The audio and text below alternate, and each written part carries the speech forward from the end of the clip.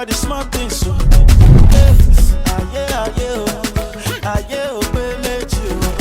Forget about the big things, so.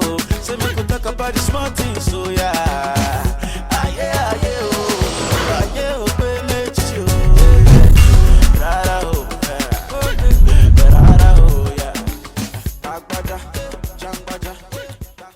Hello, my people out there. Well done. This is Edu Radio, your talk magazine program where they committed to inform and enlighten you on our education. As we talk with proper emphasis on the falling standard of our education. Now, what do you do? You just be the people where they follow, I be the people where they hear, I be the people where they join body. It don't reach time when we will take the destiny of our own education in our own hands by asking questions. Now, we for education, Edu Radio they do. Now we say, Edu Radio, now we own. Today, the person who present this program, now him be me, the team leader, will be Oman Dave. Like we talk, this is one of our second edition, if not the 5th edition, for our own Edu Radio studio. We get our lecturers, our team of lecturers, we don't commit themselves, say, yes, do they not get much, but then get what they call their own sacrifice to their motherland. Due to the exigency we can come up, when government, due to the pandemic, when government can say make people sit down for house, they come say they could do their best by coming to add value, by coming to contribute. Today, lectures go. Make I no burn too much, make I give una time, so una go enjoy una lectures. We don't keep our own program down. I dey talk am because we get program we don't package for Edu Radio. But we say we'll keep them aside. But we bring these lecturers, these teachers, come teach you. Enjoy yourself. In case say you get any question like feedback, you want to get something where you don't understand what they teach you. Our social media handles they here plenty as you watch them. Our telephone line call, you fit call us. However, enjoy yourself while the holiday lasts. Stay safe. Hello once again, my good listeners. My name is Asiebu Uchenna. You are welcome to another edition or episode of Class Activity on Radio. Today, the subject we have is basic science, and the topic is family threats. In a family, children tend to resemble their parents. Some of the children will pick some traits from the mother more than the father. Some will equally pick some traits from the father more than the mother. Some children will equally pick some traits from their grandparents, even their great-grandparents. And the such traits or features include height, skin color, shape of the nose, shape of the eye, albinism, even some diseases such as hereditary diabetes, as well as asthma and the high blood pressures. All these type of diseases could run through the family. However, family trait is defined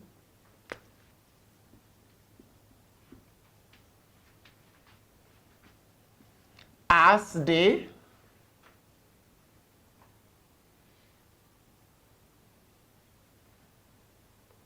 way in which members of a family do look alike. That is a family trait. It could be also defined as family trait refers to those physical features. Also, family traits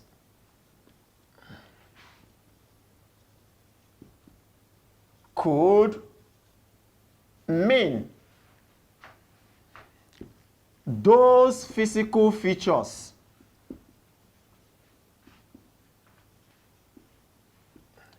in which an offspring that is children inherits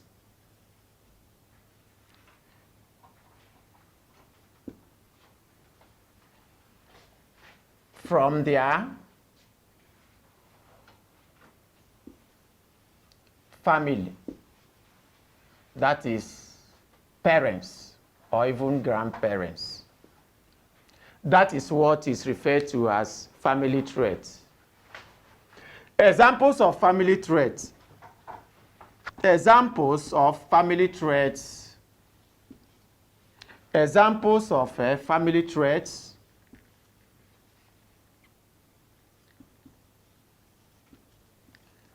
Number one,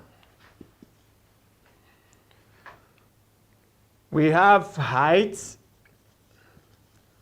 Children could inherit the height of their parents. Number two, we have albinism. It is a genetic disorder that could be inherited in a family. Number three, we have a shape of the eyes, the nose, the head,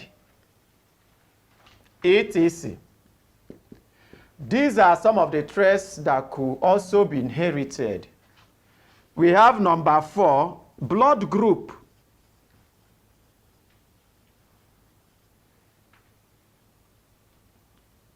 Number five, sickle cell anemia. Sickle cell anemia could be also be inherited, as well as genetic diabetes or hereditary diabetes or hereditary diabetes. These are some of the traits that could be inherited or that could be transferred from parents to offspring.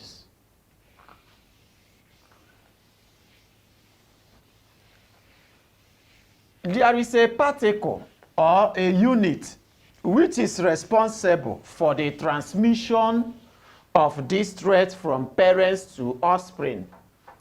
It is known as the gene. As the genes. These genes, they are the particles, or we call them units, that are actually responsible for the transmission of these traits. You can call it traits, features, or characters from parents to offspring.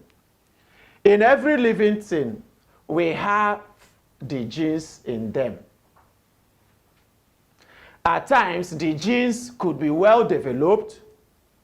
At times, it could not be well developed. The well developed one that normally manifests in offsprings could be called dominant gene, while the ones that are masked in the presence of the dominant one can also be called the recessive gene. Genes are defined as the basic units of hereditary.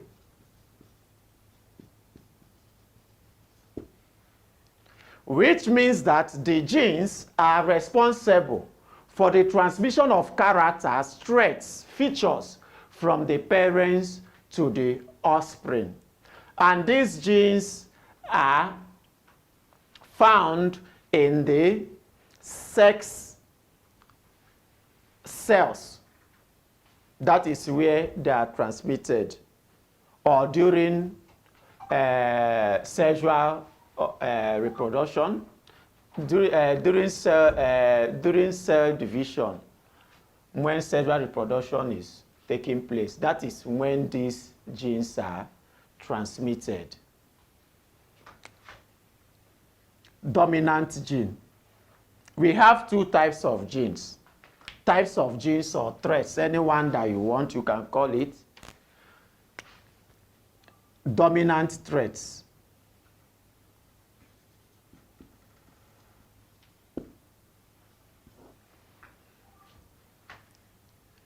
Dominant traits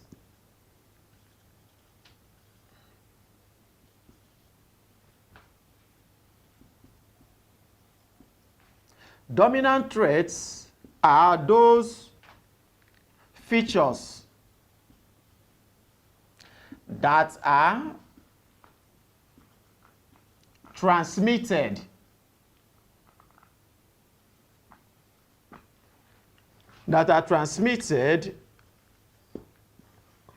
from the parents to the offsprings. Dominant traits are the features that are transmitted from parents to offspring, which shows in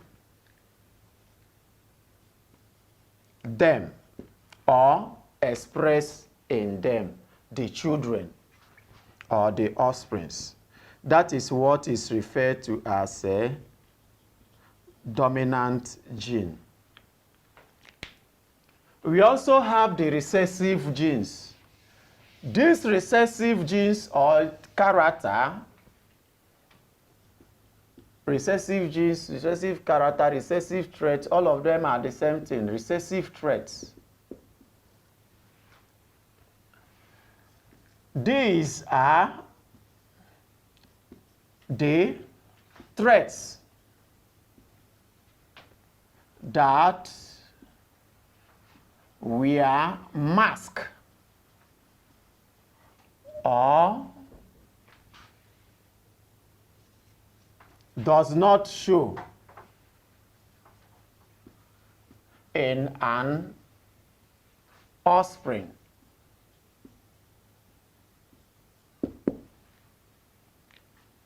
In presence of the dominant one.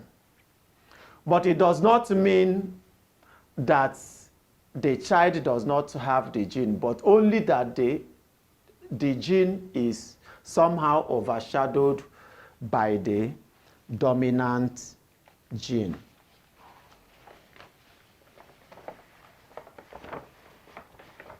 I have a chart here in order to show or to throw more light on what happens during transmission of characters or traits from the offspring. Now look at the chart.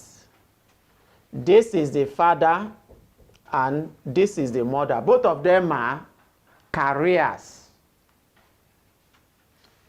When they are crossed, you see that these are the children. Some of the children are going to be AA, which means that they are normal. Some are going to be AS. Some are going to be AS, and some are going to be SS. This is a typical example of how a disease can be transmitted from a parent or from parents to their offspring. When you look at the second chart, you can see the double T in capital letter, which means tallness, and the small letter T, which shows shortness. A tall man, when that tall man marries a short woman, when you look at their offspring, you see that their children are going to be tall because the dominant gene here is going to overshadow the recessive gene. All the children are tall. None of the children is short. But inside their gene, there is a gene for shortness in them, but which might be expressed in later generation. When you look at this, all the whole children are tall. The capital letter T is the dominant gene, while the small letter T is the recessive gene. Hence, the 4 children are tall children. But maybe later in the future, when they get married to a tall person, they can also have a short person. I think at this juncture, we will go on break. And when next week we come, we are going to continue from where we stop after the break. Don't go away. Please remain blessed. Plenty greedy man, plenty greedy man for there, oh yeah. Take a project, oh. My good listeners, you are welcome back from the break. My name still remains Mr. Uchenna Asiebu. Before we proceeded on break, we briefly looked at how genes are being transferred from parents to offspring, and also how some genes we are able to overshadow others. That is how some dominant genes we are able to overshadow the recessive gene. That was where we just finished discussing before we proceeded on break. But right now, we are going to look at the importance of family trait. Importance of family trait. That is what we are going to look at now. Importance of family traits.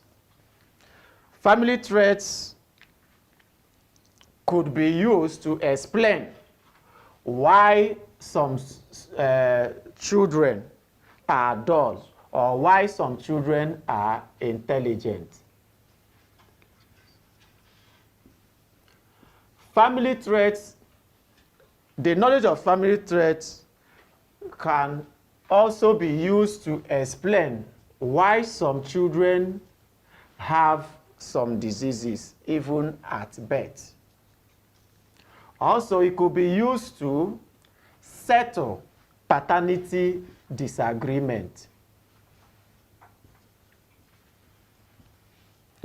These are some of the importance or applications of family traits. Now, in area of intelligence, intelligence can be inherited. That is why some parents who are very intelligent, you see their children will inherit that trait for intelligence from the parents. At times, when a child is dull, it's not the total fault of that child. Maybe when you look at the family trait, you see that there is a dull gene regarding intelligence that normally runs from the lineage.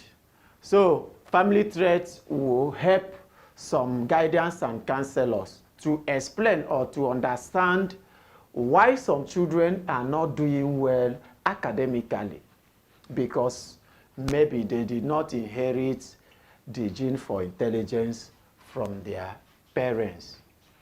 Also, in diagnosis of diseases, the knowledge of family traits could be also be applied in treating diseases.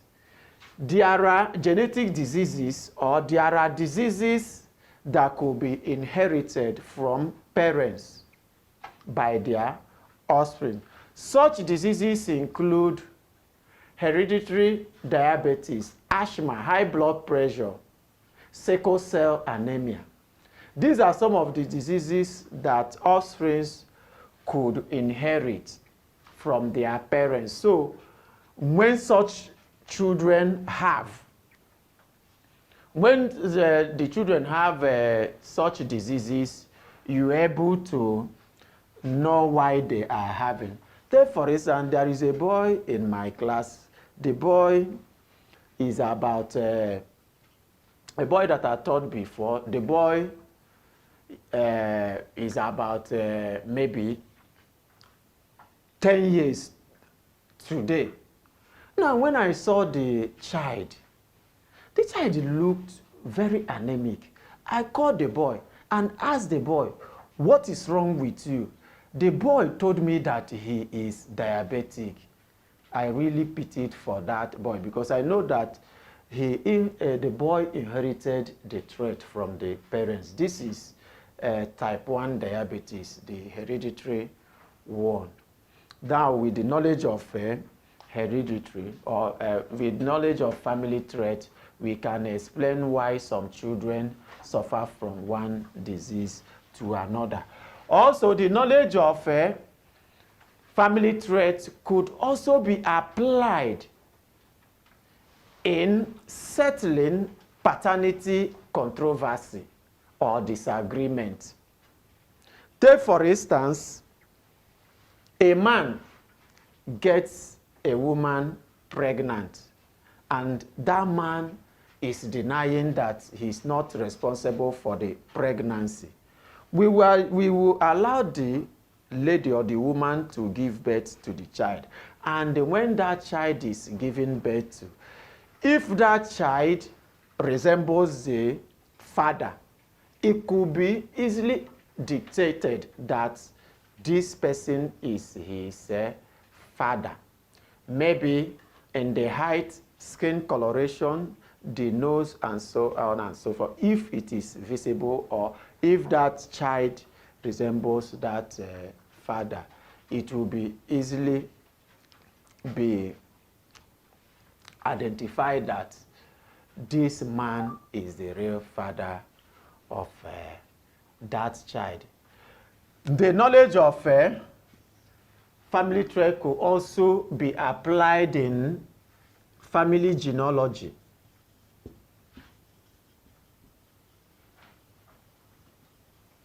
It could also be applied in family genealogy where members of a family could be traced.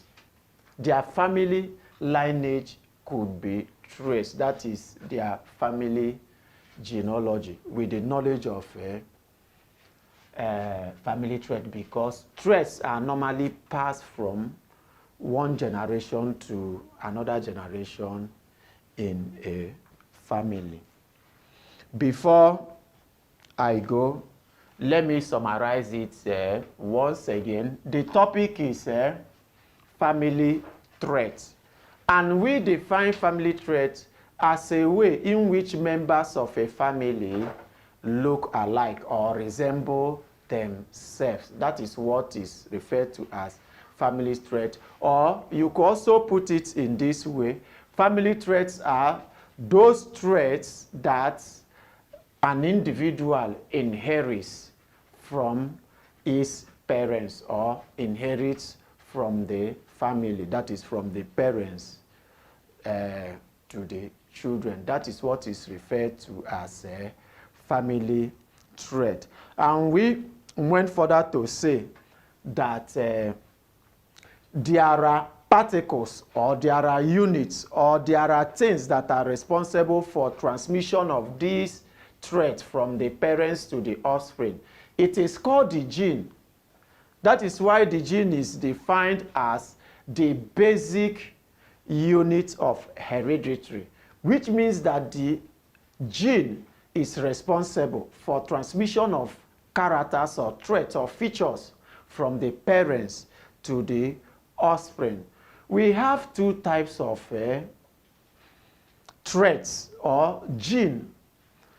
Number one is the dominant gene, and the number two is the recessive gene. Now, the dominant gene or the dominant trait is that trait that is expressed, is that trait that shows up in an offspring. What we are saying is that the trait that manifested in that child or in that offspring, that is the dominant gene. Now, the recessive gene is the gene that did not show up, or the gene that was masked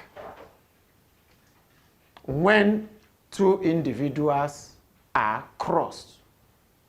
It does, if for instance, if you have two parents if you have a husband and wife, the husband is very tall and the wife is very short, there is possibility that all the children are going to be tall.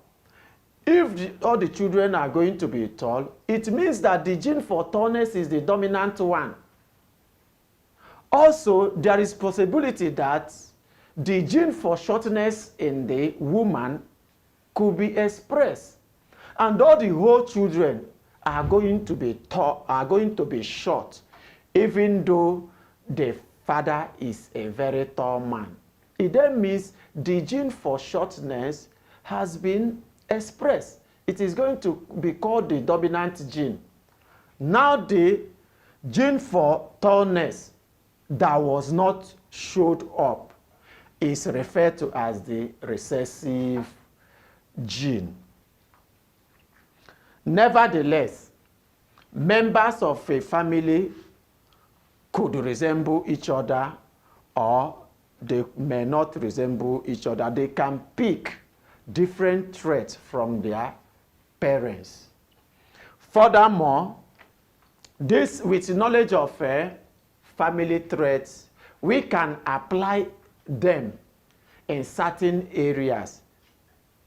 And that is why we say that family trait has a lot of importance, the knowledge of family trait. Take for instance, number one, family traits could be used to explain why a child is academically dull, which means that the child may not have acquired the gene for intelligence from the parents if the parents are very intelligent ones. What I'm saying in essence is that intelligence could be transferred from parents to their offspring. In area of disease treatment and diagnosis, the knowledge of family traits could be also be applied to explain why some children have certain diseases. Take for instance, diseases like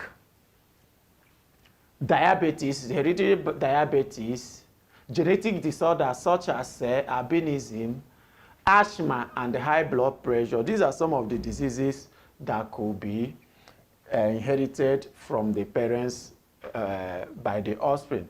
In settling paternity dispute or disagreement or controversy, the knowledge of family traits could also be applied where the child resembles each of the parents. It will be very easy to trace who is the father or who is the mother of that child. Also, in family genealogy, family traits could be also be applied in tracing the lineage of a particular family through generation. I think we are going to stop at this juncture. Once again, I want to thank you for your attention, for tuning in. My name still remains Uchenna Asiebu. Remain blessed, and thank you very much. Welcome back, my people. I hope say our teachers who will not get for ground, give una what they expect. We never see anything. No. You know, say when you start journey, you go start small, introductory. When you can't reach the chest, now me the sweet well. Follow us. I hope so you enjoy them. But again, one information I won't pass for here. We now agents of change. We won't work with you. Are you a student out there? Are you an inventor? Are you an entrepreneur? Are you a student? Are you somebody that has created something? Are you somebody, a student when they go school, with the university, when at primary school,